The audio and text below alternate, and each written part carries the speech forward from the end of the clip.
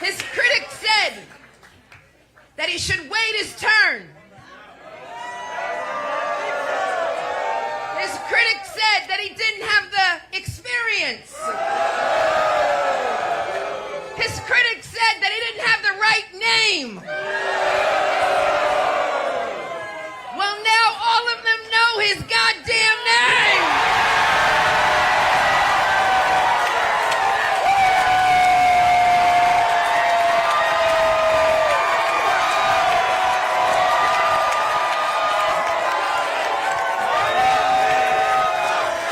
What's his name? What's his name? What's his name? What's his name? What's his name? What's his name? What's his name? What's his name? Ladies and gentlemen, I present to you the Democratic nominee for the city of New York, Zohran Mamdani!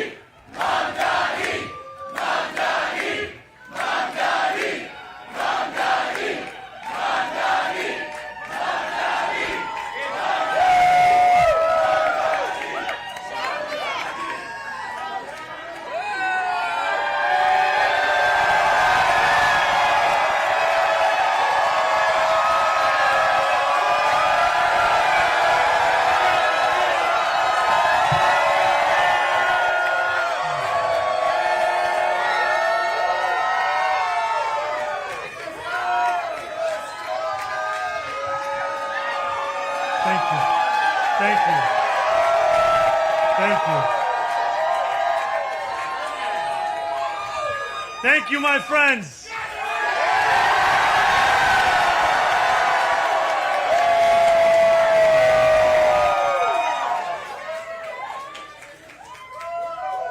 Tonight, we made history. In the words of Nelson Mandela, it always seems impossible until it is done.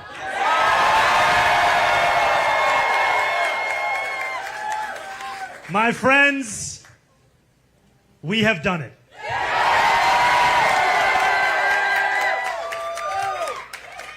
I will be your Democratic nominee for the mayor of New York City.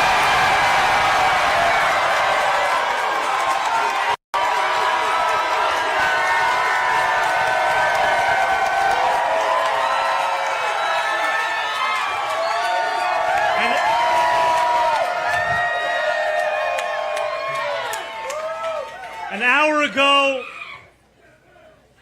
I spoke with Andrew Cuomo about the need to bring this city together as he called me to concede the race. And I want to thank Brad Lander.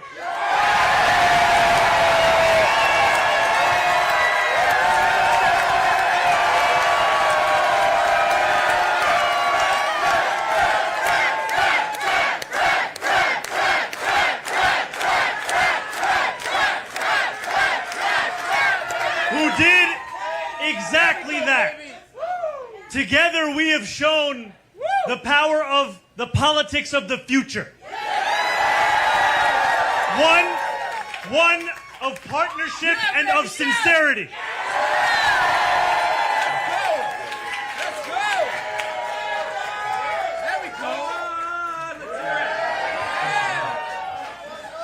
Today, 8 months after launching this campaign, with the vision of a city that every New Yorker could afford, we have won.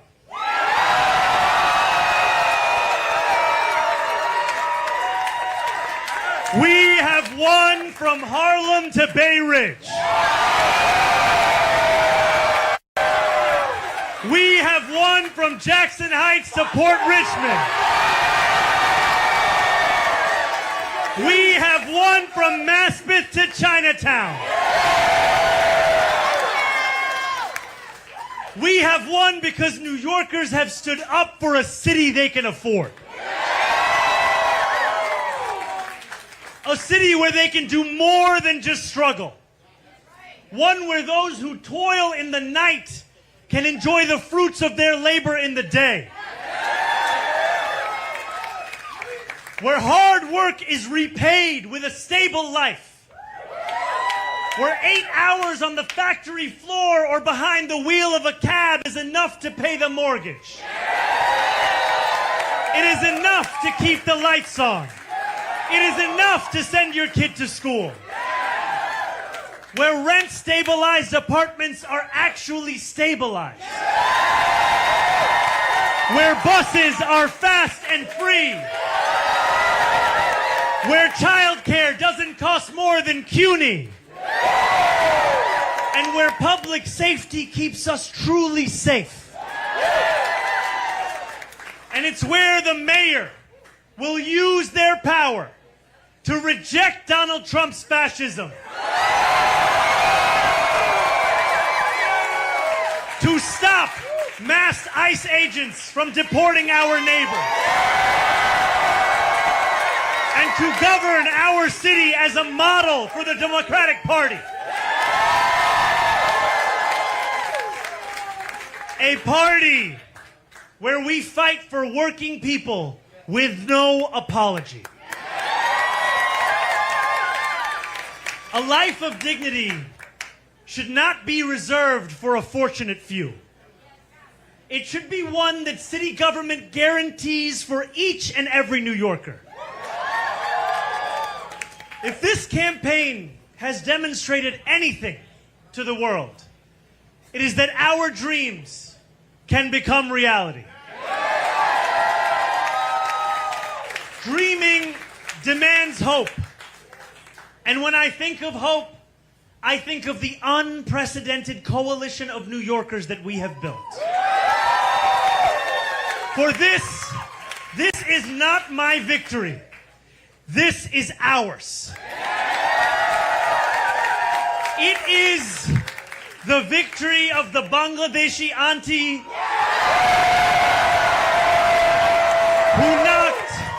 who knocked on door after door until her feet throbbed and her knuckles ached. It is the victory of the 18-year-old who voted in their first ever election. And it is the victory of the Gambian uncle who finally saw himself and his struggle in a campaign for the city that he calls home. Dreaming demands solidarity. And when I look out at this room and out onto the midnight skyline, that is what I see. Canvas launches that continued in the pouring rain. Children who called parents. Strangers who care about those they will never meet. A New York that believes in each other and in itself. This is solidarity.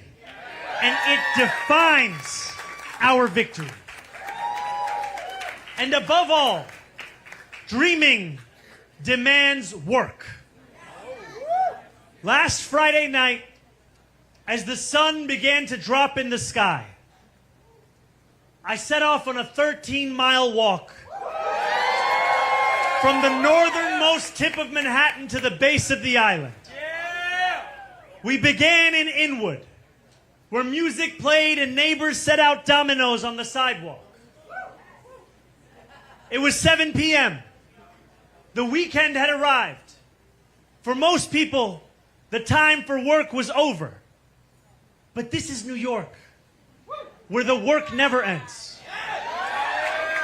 Waiters carried plates on 181st Street. Conductors drove the subways that rattled high above 125th. And world-class musicians tuned instruments as we passed Lincoln Square.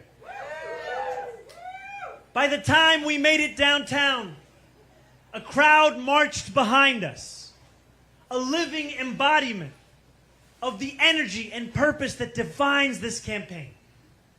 Still, long past midnight, New York worked. Garbage trucks weaved through empty streets. Fishmongers carried in tomorrow's wares. And when we finally arrived at the Battery at 2:20 a.m. in the morning, the workers who run the Staten Island Ferry were on the job too. Just as they are every hour of the day, every day of the week. Each of these New Yorkers carried a dream with them that night as they labored. Just as each of us dreams of a New York that is more hopeful and affordable for all. And we have worked hard for our dream. This has been a historically contentious race. One that has filled our airwaves with millions in smears and slander. I hope now that this primary has come to an end. I can introduce myself once more.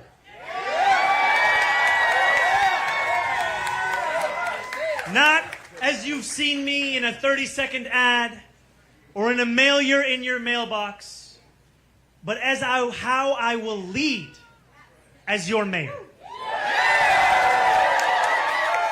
I will be the mayor for every New Yorker. Whether you voted for me, for Governor Cuomo, or felt too disillusioned by a long, broken political system to vote at all, I will fight for a city that works for you, that is affordable for you, that is safe for you. I will work to be a mayor you will be proud to call your own. I cannot promise that you will always agree with me, but I will never hide from you. If you are hurting, I will try to heal. If you feel misunderstood, I will strive to understand. Your concerns will always be mine, and I will put your hopes before my own.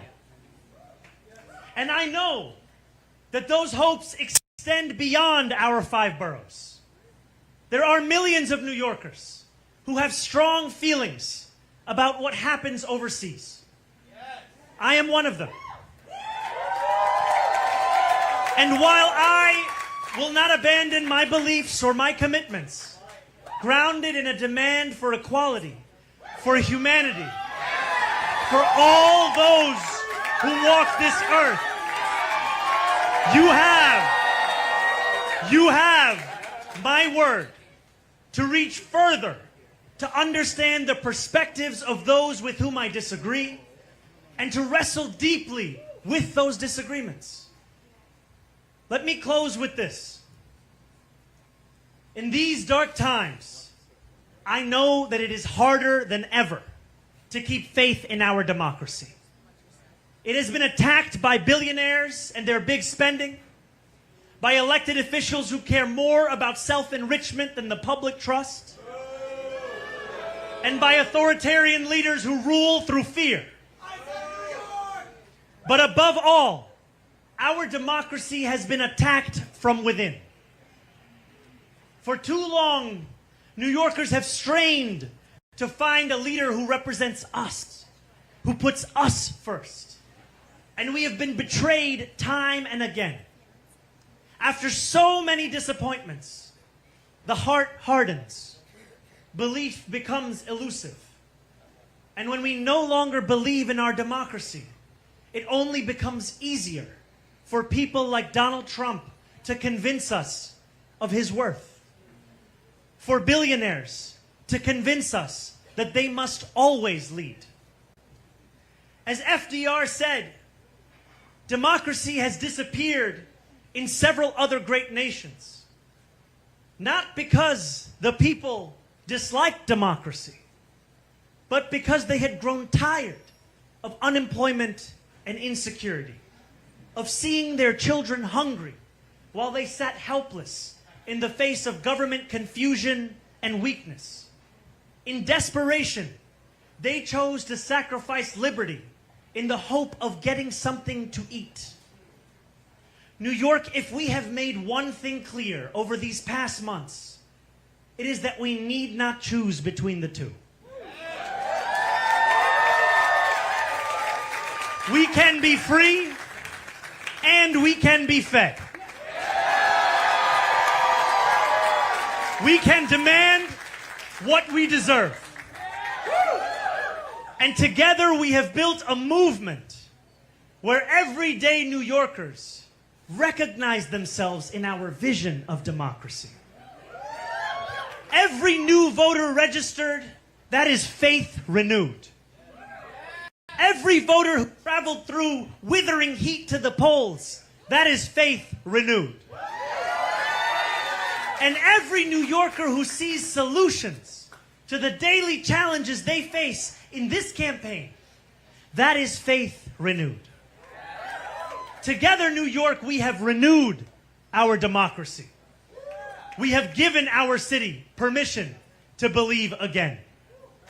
And I pledge to you that we will remake this great city, not in my image, but in the image of every New Yorker who has only known struggle. In our New York, the power belongs to the people.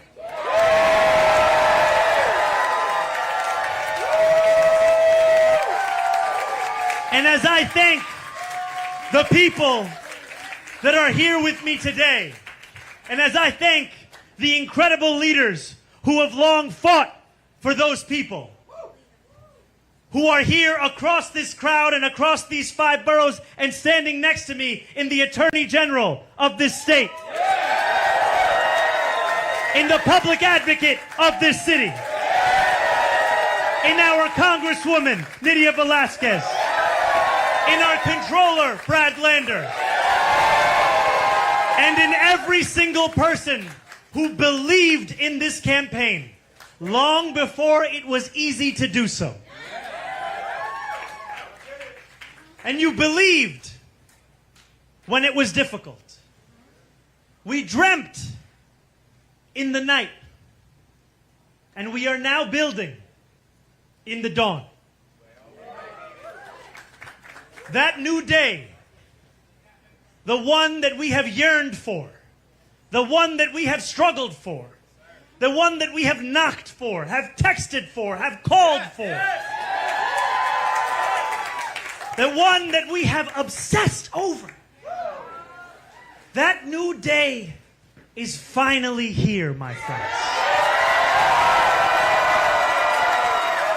And it is here because you have delivered it.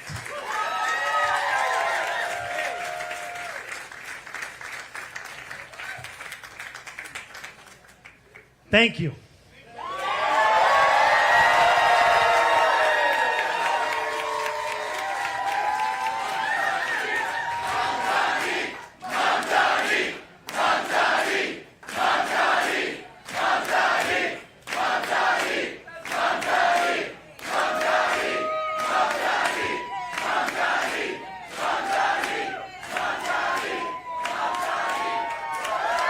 Thank you.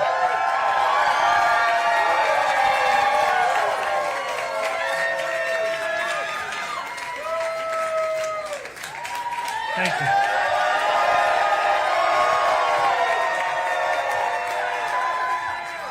And as I thank you, I must thank those who brought me into this world.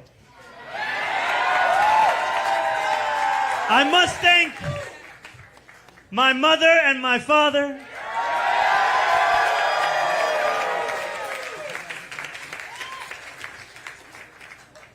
Mira and Mahmoud.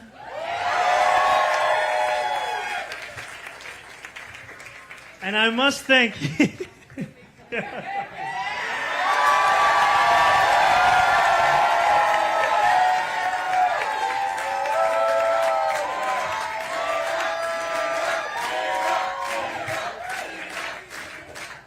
and I must thank my incredible wife,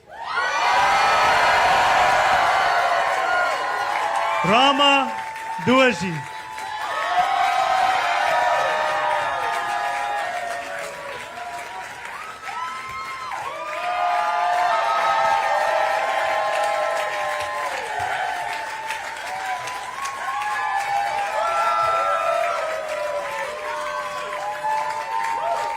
Thank you.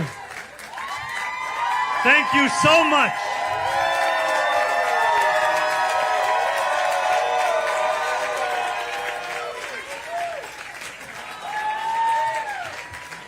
Now let us lead this city into one that is affordable for each and every New Yorker.